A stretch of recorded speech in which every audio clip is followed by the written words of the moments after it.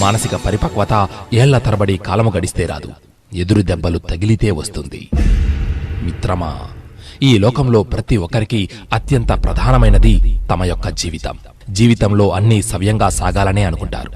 మరి ఎందుకు సాగడం లేదు? జీవితంలో అందరూ గొప్పవారు కావాలనుకుంటారు, కానీ కొందరే ఎందుకు గొప్పవారవుతున్నారు? కారణమేమిటి? జీవితంలో అన్ని ఖచ్చితమైన ప్రణాళికలు వేసుకుని చేస్తారు, కానీ మొత్తం జీవితం గురించి ప్రణాళిక వేసుకున్నారా? ప్రతి ఒక్కరి జీవితంలో సుఖదుఖాలు, గెలుపు ఓటములు, లాభనష్టాలు ఇమిడి ఉంటాయి. ప్రతి ఒక్కరి జీవితం ఎవరికి వారిది ప్రత్యేకమైనదే.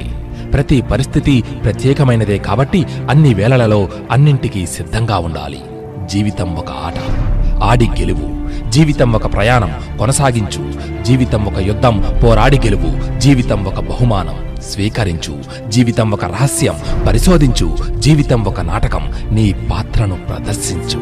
జీవితం ఒక ఛాలెంజ్, ధైర్యంగా ఎదుర్కో. జీవితంలో ఎన్నిసార్లు ఓడిపోయినా గెలవడానికి మరో అవకాశం ఉంటుంది, ఉండి తీరుతుంది. వెనకడుగు వేయకు గాక వేయకు. ముందడుగు వేసి ఆగకు. సాగిపోతూ ఉండు. విజయం నీ వశం. జై